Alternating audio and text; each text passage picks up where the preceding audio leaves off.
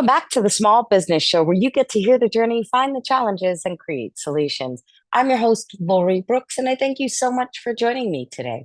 If you're enjoying the show, don't forget to subscribe, like, and share. This week, I am absolutely thrilled to introduce Rachel Hernandez, Director of Content Marketing with NextNet Media, and also a finalist for the prestigious Women in Content Marketing of the Year award. Rachel's innovative approach has transformed NextNet Media into the world's largest and most successful online retailer of optimization products and services. Rachel, welcome, and thank you so much for joining Well, me thank you so today. much for having me. Certainly. I am super excited to dive into your journey. But before we do, I want to rewind the clock just a bit. I want to go back to the days of, say, like junior high or high school, or even elementary school. Think of a time when, like, a mentor or an aunt or an uncle or someone in your life would have asked you, what do you want to be when you grow up? What was your answer to that question? So I was always a bit of a bookworm and a bit of a writer. I would at the time Walden Books was a thing, and my Mm, parents take us to the mall and we go shopping. And during the time that they were able to run their errands, I would read an entire book within an hour. And for a while, I think I really thought I was engulfed in stories. I even once when I was in second grade, I my parents got called in to talk to the teacher, and it wasn't because I was being unruly. It was because I wasn't socializing enough during recess because I was always reading, Mhm. which is I think kind of like a weird thing to get in trouble. But most parents or teachers would be like, it's probably okay. So that's been a big part of my life. And then at a certain point, I also started to get more politically engaged in high school. This was Mhm. in the late 90s, early 2000s. And I had this idea that I was going to be a speechwriter. And I felt like that mm, was going to combine all these different things that I was into. So, yeah, I mean, it's interesting because I had these dreams of being a writer, and then the speech writing turned into writing.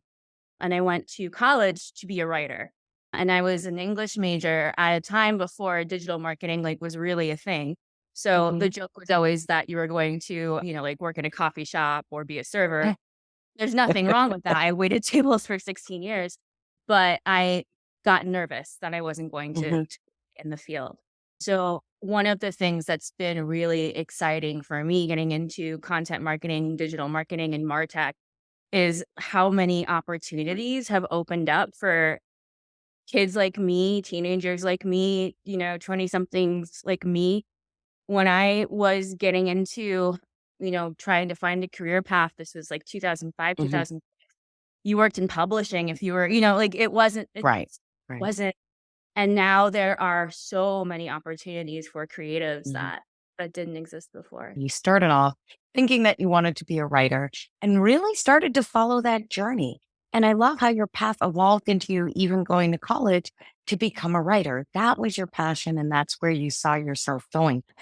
Digital marketing, content marketing, that wasn't even, like you said, it wasn't a thing back then.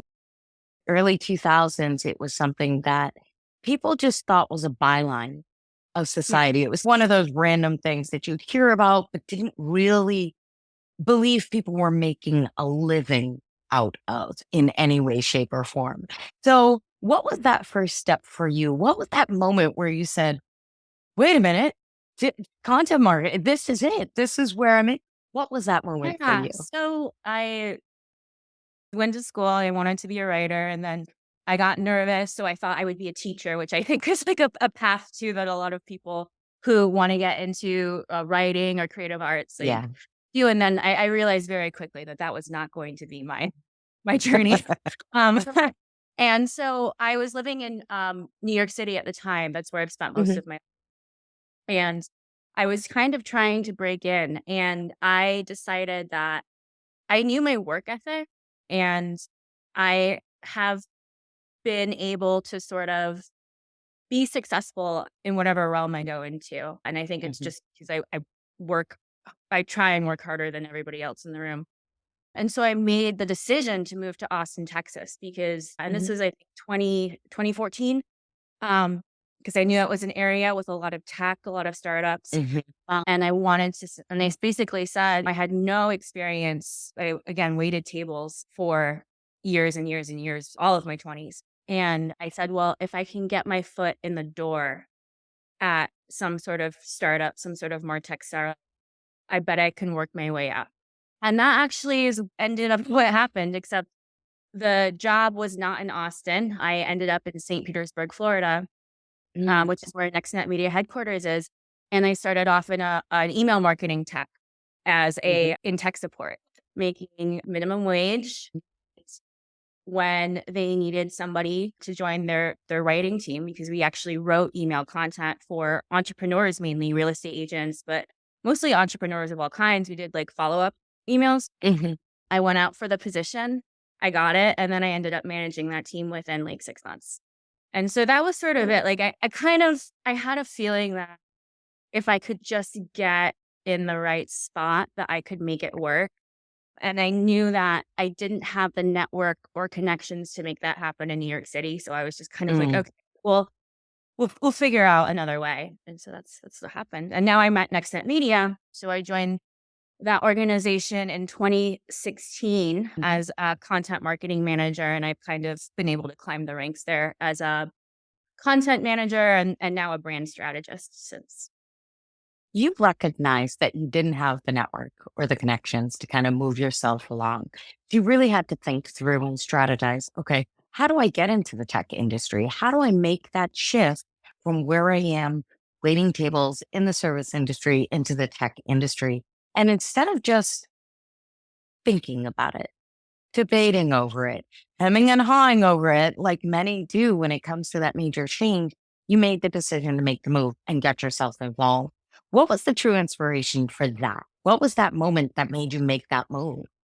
Oh man, I think at a certain point, I kind of looked around, and I was born in New York City. Most of my family is there. I went to college there, and my friends were leaving, or struggling. We didn't grow up with money. I didn't grow up with connections. And at a certain point, it was just like, am I going to be treading water here, or am I going to try something new? And I've always been like, whether it's a business decision or something to do with your own, personal health or well-being, I always think you kind of know when it's time for a shift. So I can't say I can like pinpoint the moment, but it just got to the point where it was like, okay, this time is done. Like this, we'll turn into something else. I don't know what, but what we're doing now, like this part of my life is over. It's intuition, it's listening to your gut. It's understanding who you are, what it is you're looking for in life, and really paying attention to those pieces that you can go ahead and design to create that life that you're looking for. And that's really what you did. You sat back, you looked at your scenario, and that's something that I think a lot of people don't take the time to do, is really take that step back from what's going on in front of them day to day. So kudos to you for taking that moment and really kind of looking at how you could make the journey something that you truly wanted it to be. So you became the content marketing manager with NextNet Media when you landed in Florida. You've worked your way up to now being the content marketing director. What would you say were some of the first major initiatives that you wanted to take hold in NextNet as you took on this position? And what was it that helped you define what those pieces were? So it's an interesting industry, and where NextNet Media's most of its strength, it's a number of different brands, but most of it is around search engine optimization, and primarily one of the hardest parts, which is link building. And I don't want to get like too into the nitty gritty of SEO, because that's only interesting to a handful of people, and I just happen to be one of them. But one of the things that I got to do when I came in was help them develop writing products and content products, because those do help websites.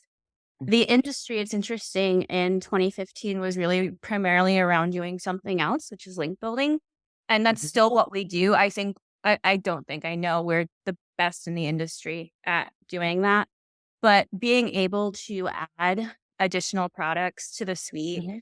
And in that kind of, um, I think this answers your question still, but going back to what we were talking about in the beginning, I ended up being able to hire about 700 freelance writers from all over the country.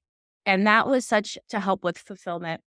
And that was such a full circle moment for me just after like wanting to be a writer, spending way too much money on a education to be a writer, and then not only being able to get to do that myself, but knowing how big that dream is for a lot of people and being able to provide that.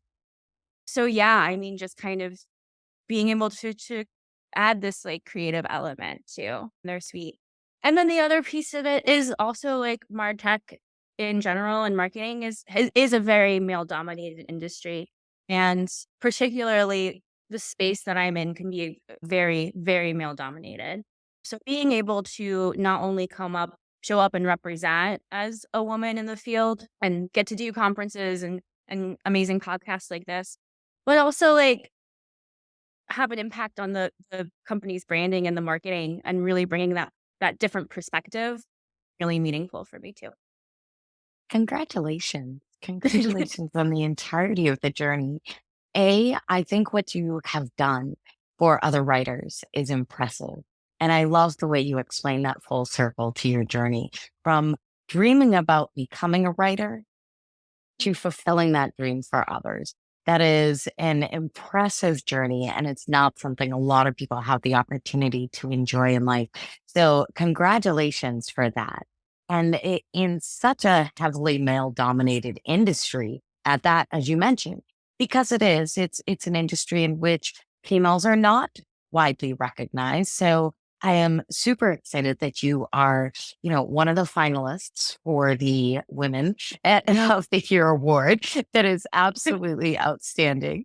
I'm curious, while you were driving this change, while you were working to add the number of writers to the cohort, what do you feel were some of the largest challenges you faced with making that change with NextNet Media? Do you feel like it was, coordination of the content creators at that point, logistically, or was it the meshing of the ops within Yeah. NextNet Media?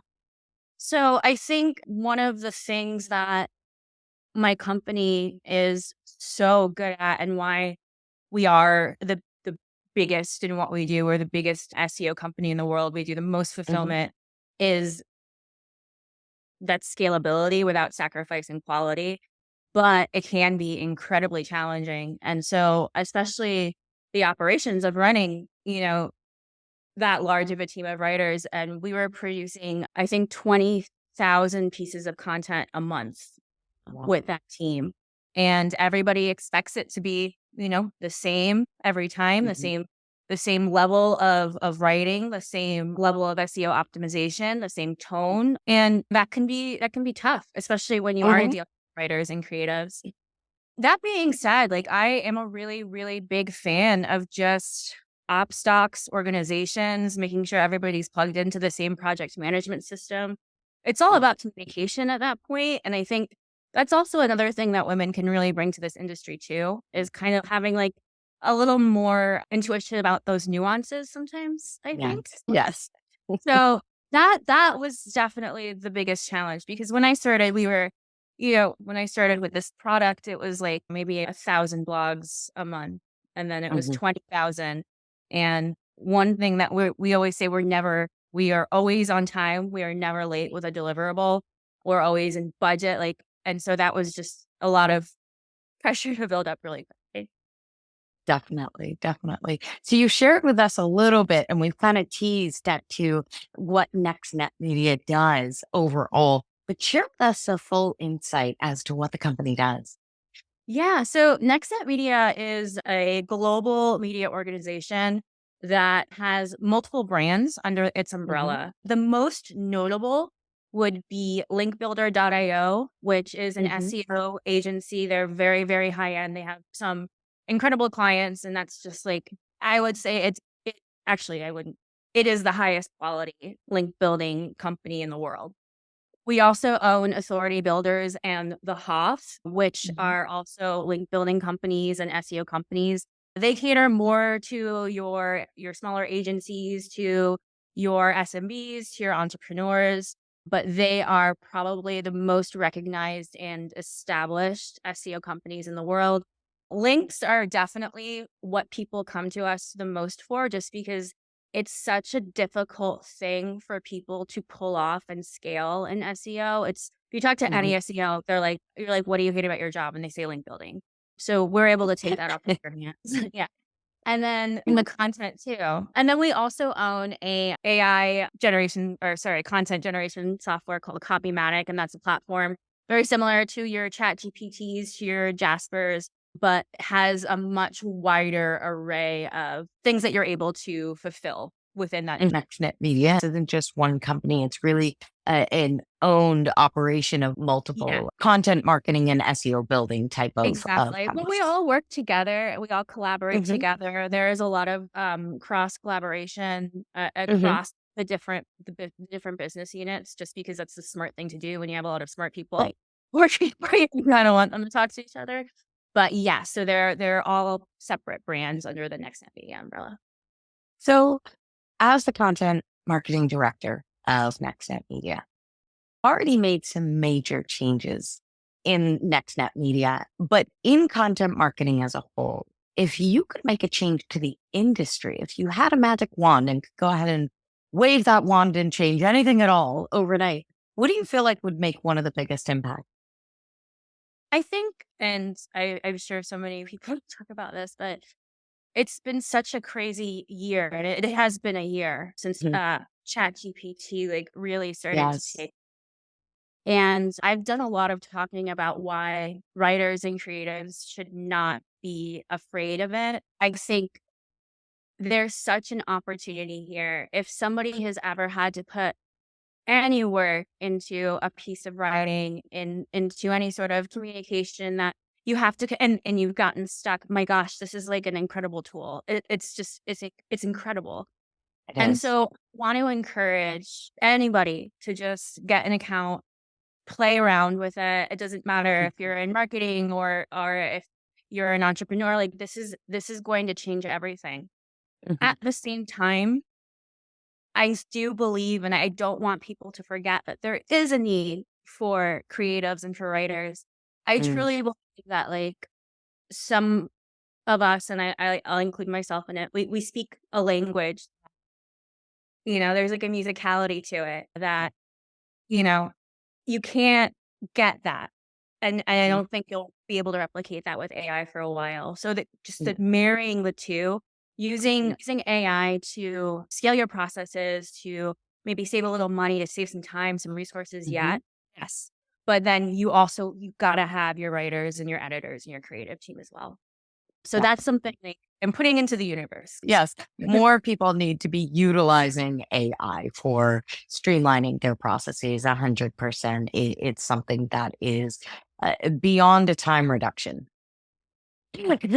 Batching processes became that much faster. The world is moving along that much faster with the introduction of ChatGPT and all the others throughout the course of the year. I definitely agree. Getting more people in tune with how easy tech has become and how fluid creation processes have transformed throughout the past years. And I'm very much referring, I think, to content too, and content. And when I say fear, I have heard clients or people kind of, when we talk about using our team of writers to help create content for well, I can do that in Chat GPT. And it's like, no, don't no. It's a starting off point, but that's not the finish line. Exactly. So if you had the opportunity, say, to go back a decade or two and share just one thought with yourself that you feel like would really have helped you throughout this journey, what do you feel like that one thought would have been? Keep going and believe that you can do it. So many people, and again, I think a lot of women too, suffer from imposter syndrome and are afraid to even try. Or they're afraid that once they try and they'll get there, they'll get found out. But it's like, no, no, like we're all on the same playing field. And I truly believe like, just you do your best, you work hard. 9 times out of 10, you'll figure it out. Most people are really smart. People can figure things out. So Definitely. Push forward, maintain patience. You'll figure it out. I absolutely love the words of wisdom. Rachel, I thank you. Please share the best way for our viewers to find you. yes. So to find me personally, it's my LinkedIn is great. So it's linkedin.com, Awesome. Rachel A. Hernandez. I encourage everybody to check out thehoff.com if you are interested in digital marketing, and it doesn't matter. We work with all industries. We speak to all industries. We've got some amazing resources on the site. I might be biased because I helped create them, but I think they're really great. And if you are looking to work on your SEO for your website, we do have some pretty incredible specials going on this month. And that's Awesome. going to be at www.thehot.com/SEO-discount. And I'll share the link with you for the notes. Awesome. I'll be sure to include those links in the show notes page. Rachel, you have been outstanding and I truly enjoyed chatting. Thank you so much for joining me. Oh, thank you so much.